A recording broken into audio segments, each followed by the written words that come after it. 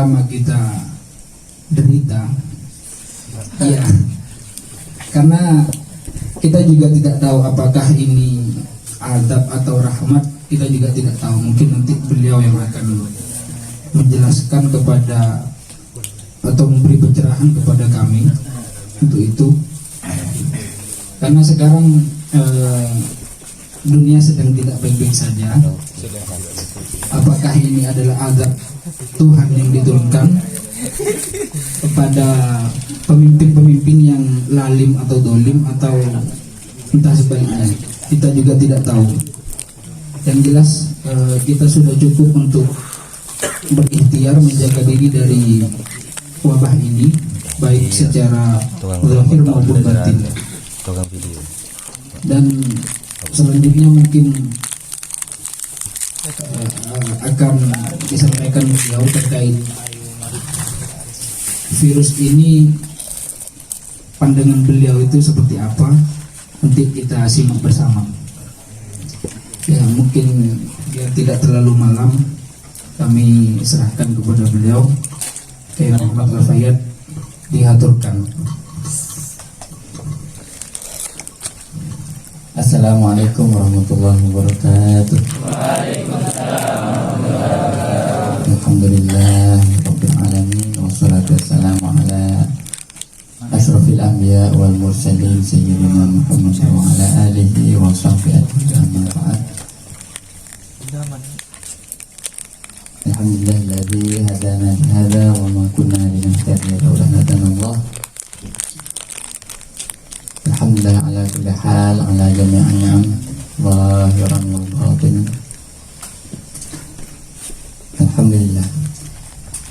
Wassalatu wassalamu ala Rasulillah sayyidina Muhammad wa ala alihi wa sahbihi wa mawala, amma ba'd. Rabbi shrah li sadri wa yassir li amri wahlul 'uqdatam min lisani yafqahu qawli. Rabbi yassir Rabbi tamim bil khair. Amin. Kaifal hal?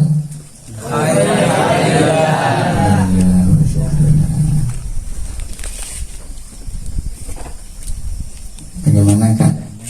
Sehat? Ini alhamdulillah sebenarnya malam hari ini we gather together here tonight untuk sharing-sharingnya, untuk ngobrol-ngobrol santai yang bareng lah, 1 jam ya, sekadar melepas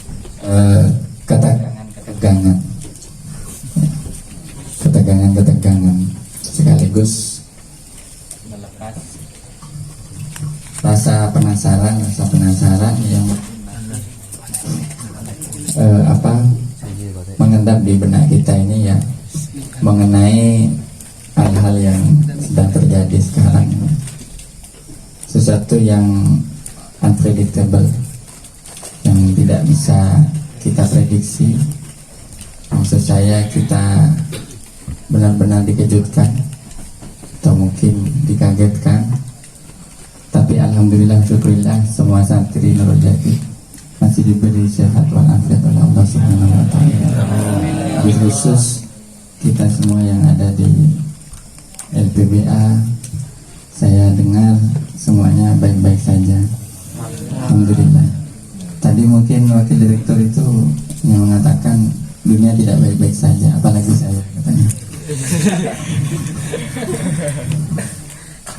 Termasuk saya, maksudnya. Tapi enggak semuanya baik-baik saja, kan, ya? Keluarga di rumah baik-baik? Ini patut kita syukuri. Semakin Allah kita syukur kepada Allah, Allah akan menambah, ditambah. Ya, tambahannya dalam bentuk protection, hifz, inayah, penjagaan dari Allah Subhanahu wa taala, yang kita tidak tahu bentuknya seperti apa. Mungkin Allah mengirimkan malaikat, mungkin Allah mengirimkan virus-virus tandingan atau apapun itu. Tapi alhamdulillah ini kita sharing saja. Saya aslinya sekadar kangen aja sebenarnya. Kangen dengan jumpa. Udah lama nggak kesini. Terkait ada hikmahnya dengan kita bisa jumpa. Ya, kira-kira apa yang Anda rasakan selama ini? Berkecamuk di benak Anda itu? Resah dan gelisah. Saya cuma satu memastikan ya, jangan sampai kalian di sini itu merasa terpenjara dengan situasi ini. Makanya kita buka ruang-ruang ventilasi yang masih pengap ini. Sebenarnya itu tergantung dari bagaimana how we set our mind, ya, how we set our mind. Bagaimana kita mengkondisikan pikiran kita sekarang. Karena kalau Anda itu mengalami stres, Anda mengalami perasaan terkungkung, apalagi ada istilah isolasi, bukan solasi. Jadi tidak perlu hidupnya diisolasi, tidak perlu.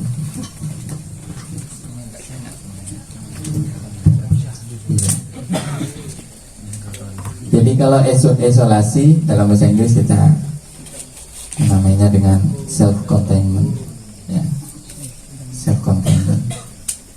Kemudian kalau dalam bahasa Arab mungkin itu al-i'tizal.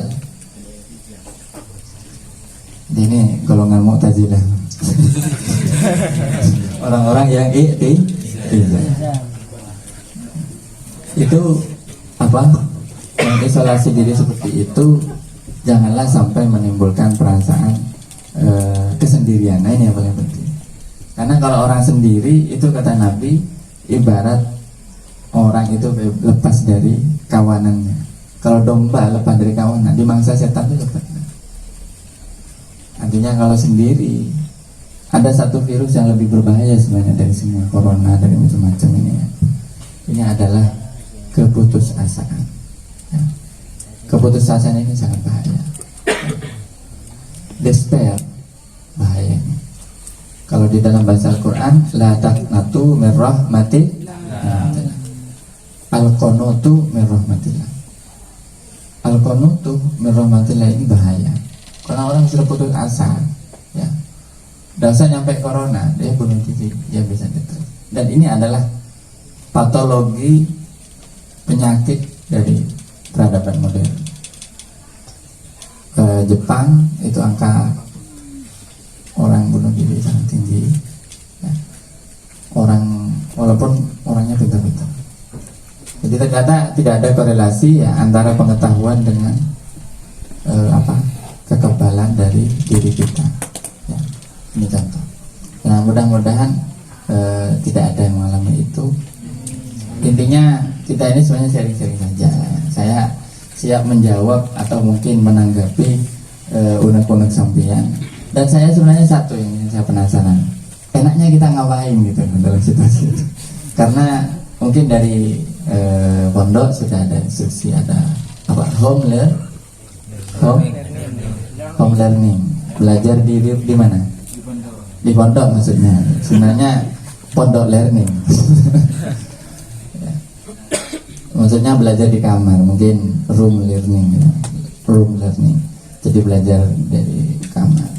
Artinya kita tidak ada sekolah. Ini menarik sebenarnya. Dulu ada seorang ilmuwan namanya Ivan Illich, tahun 80-an. Dia menulis buku yang sangat fenomenal. Judulnya Anda bisa cari di internet.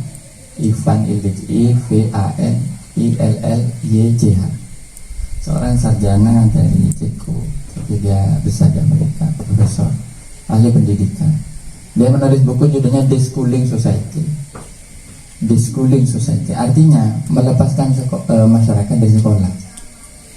Nah, ternyata dengan adanya corona kita sudah tidak sekolah. Jadi dengan adanya corona, tanpa kita disuruh, ternyata sekolah pun sudah tutup. Maksud saya meliburkan diri atau setidaknya ada masa libur. Nah, jadi dengan hikmahnya apa? Kita bisa belajar di rumah. Nah, ini perlu kita maknai sekarang. Kita belajar itu, jadilah manusia pembelajar ini. Nah, jadi manusia pembelajar itu jangan kemudian karena ada sekolah kemudian tidak belajar. Itu keliru. ada sekolah atau tidak, ada kelas atau tidak, kita harus punya satu komitmen menjadi manusia pembelajar. Manusia belajar itu apa? Manusia yang kalau pakai hadis Nabi ya, kita mengutip hadis Nabi Muhammad SAW, itu adalah ayyaj'ala sumti fikra. Ketika diam, dia mikir. Saya sangat senang kalau ada santri itu diam, tapi diamnya itu karena mikir. Sumti fikra, as-sumtu bil fikr. Ini ajaran Nabi ya, dalam sebuah hadis yang diriwayatkan oleh Imam Ibnu Abdul Bar. Itu pesan Nabi, kalau kita mampu untuk diam dengan keadaan berpikir, maka akan penuh dengan hikmah. Artinya akan penuh pelajaran, banyak pelajaran yang bisa kita ambil. Nah, jadi sekarang ini mungkin waktunya kita memaknai itu gitu ya. Jadi kita itu walaupun diem, bukan berarti diem itu kosong. Ibarat orang melamun. Nah, kalau bedanya orang melamun dengan berpikir itu beda. Kalau melamun itu pikirannya kemana-mana tanpa tentu arah ya. Kalau orang berpikir, melamun itu intinya tidak punya objek yang jelas. Kalau berpikir itu ada objeknya. Sekurang-kurangnya kalau Anda berpikir, Anda sedang ingin memecahkan suatu masalah atau mencari jawaban atas suatu masalah. Nah, bisa juga dengan membaca, bisa juga dengan menyimak mungkin hal-hal yang bermanfaat seperti pelajaran, kuliah, kursus atau apa. Atau Anda berinteraksi, berdiskusi. Itu juga bagian dari merangsang kita sebagai manusia pembelajar. Nah, dalam situasi seperti ini, satu hal yang perlu diantisipasi adalah ritme tubuh kita dan pikiran kita itu ya. Karena kalau kondisi tubuh kita lagi statis, ya tidak banyak gerak, maka biasanya pikiran kita itu akan juga menganggur. Maka yang terjadi lagi-lagi tadi itu how to set our mind up ya. Bagaimana membuat kita itu, pikiran kita itu bisa disetting sedemikian rupa. Ini nggak jalan. Yang terjadi adalah apa? Adalah malaise, kondisi malaise. Malaise itu artinya menurun. Kondisi fisik sudah males, tambah pikirannya males juga. Maka yang terjadi itu adalah penurunan kecerdasan dan penurunan kepekaan kita. Kalau sudah seperti itu, maka akan banyak waktu yang tersia-siakan, dan itu yang sangat kita hindari, karena itu kurang pas ya dengan ajaran agama. Kata Nabi, irtanim khamsan qabla khamsin. Nah, sekarang Anda punya apa? Wa faraghaka qabla syughli. Anda punya faragh. Faragh itu apa? Leisure time. Sekarang Anda sedang punya waktu renggang. Sekarang isilah dengan satu syughli, dengan satu kesibukan. Tapi kesibukan yang sekali lagi bermanfaat dan membawa faedah. Gitu. Nah, saya sebenarnya sedang mencoba untuk berimajinasi kira-kira format belajar yang enak dalam situasi seperti ini, khususnya waktu-waktu pagi ya, karena waktu pagi itu kan misalnya ke sekolah, terus sekarang kita gantikan ya, katanya dengan olahraga macam-macam. Katanya sih corona itu mati di antara jam 10 sampai jam 1 siang, jam 2 siang. Jadi suruh berjemur. Jadi Anda bisa berjemur di belakang. Berjemur kayak di Bali gitu kan, buka baju semua. Kayak kayak ikan mau dipanggang gitu ya. Tapi kalau jemur kayak gitu, takutnya ada santri putri lewat, repot nanti. Jadi jangan ya. Kalau kata saya, yang penting Anda itu sebenarnya menjaga suhu tubuh. Jangan sampai terlalu dingin, jangan sampai terlalu panas. Kalau Anda sampai demam, maka berarti Anda itu butuh hangat, gitu, supaya mengeluarkan keringat. Karena corona itu katanya, corona itu keluar dari lendir sama dahat sama keringat. Jadi kalau Anda terus-menerus mengeluarkan itu lendir dan seterusnya, itu insya Allah sembuh. Cuman tolong jangan, kalau sedang flu jangan bersin sembarangan. Nanti temennya kanan kiri dibersinin semua. Saya bilangnya sodako. Nah, sodako bukan dengan bersih. Itu menular. Jadi adabnya Nabi itu katanya ditutup dengan air, kain atau ini atau ininya, tapi cuci habis itu. Ini sudah disediakan pad, ya ada pad ya. Tinggal satu ya, antisipasinya itu dengan banyak cuci tangan. Kayak barusan ya, nanti nyentuh satu free cuci tangan. Pokoknya nyentuh itu ya, kalau nyentuh cuci tangan. Khususnya kalau ada teman dari luar salaman dengan Anda, cuci tangan. Itu. Ya, jangan enteng, jangan kemudian pegang-pegang macam-macam. Sekarang bahkan katanya uang itu pun juga bisa menjadi penularan, karena virus itu bertahan antara 4 sampai 24 jam. Jadi bayangkan dari 4 jam sampai 1 hari. Itu dengan berbagai macam barang ya. Kalau besi bisa bertahan sekian jam gitu. Jadi ya nyentuh apa saja itu kita harus waspada betul. Jadi saya basuh kemudian pakai sabun. Paling murah itu pakai sabun. Kalau saya sedia kayak gini, kayak gini. Ini bukan bukan minyak, bukan apa ya. Ini air air ada garamnya juga gitu.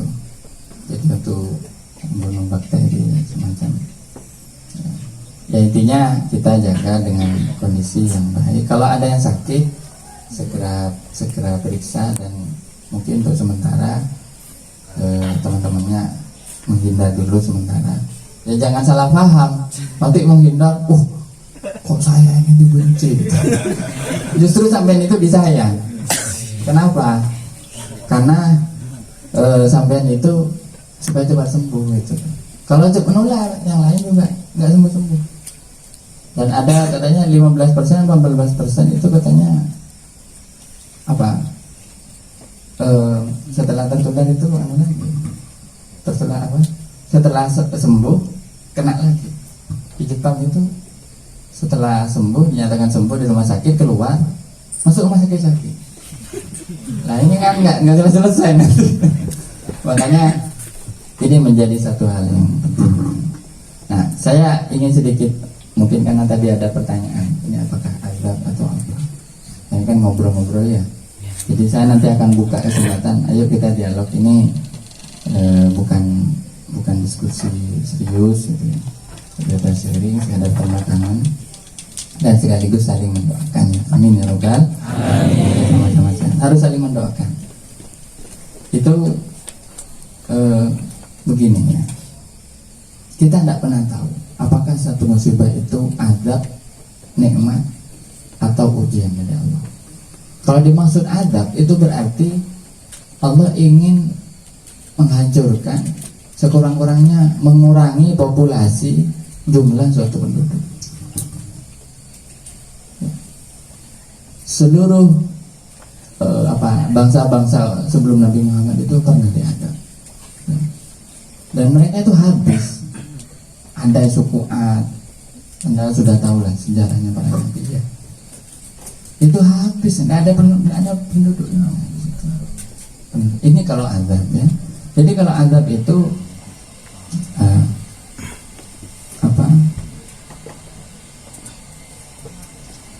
Allah membinasakan kaum itu. Jadi kaum itu yang awalnya besar gitu ya, tiba-tiba menyusut habis, nggak ada. Bukan mungkin tinggal 1-2 saja. Ini tanda kalau azab. Kemudian kalau dia itu nikmat dari Allah, begitu ditimpa musibah, memang ada yang meninggal ya, ada yang sakit ya.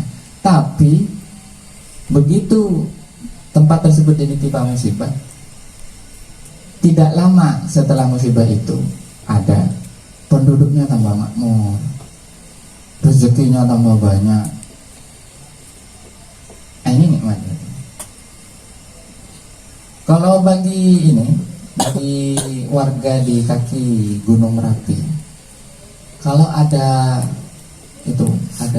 lava, lahar yang disebut Udus Dendeng itu, karena mirip seperti domba, Udus itu domba. Itu bagi mereka nikmat. Kenapa? Karena pasti 1 tahun 2 tahun sesudah terjadi itu, pertanian mereka subur, mereka panen sampai berkali-kali. Berarti itu nikmat. Maka orang melihat seperti itu, maka ketika ada musibah bukannya mengatakan innalillah, memang mengatakan innalillah, karena pasti ada korban. Tapi mereka juga mengatakan alhamdulillah.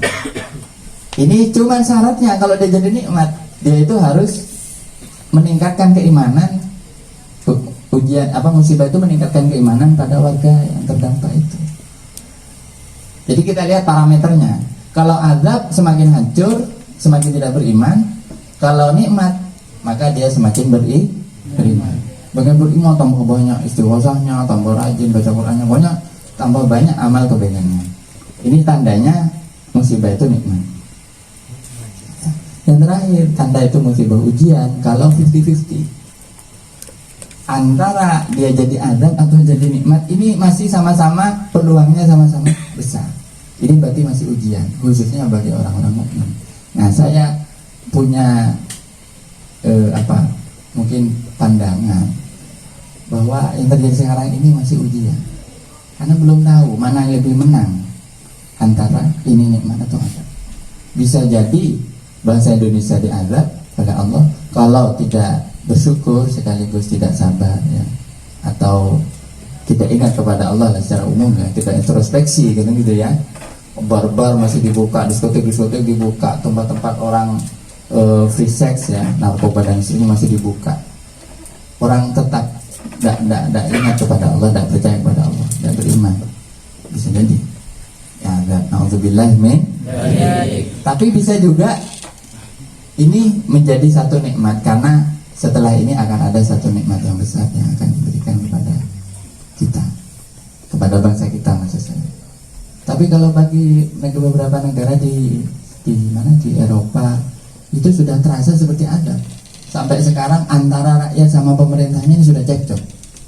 Pemerintahnya mau digugat ke pengadilan, disuruh bayar sekian miliar euro dan seterusnya.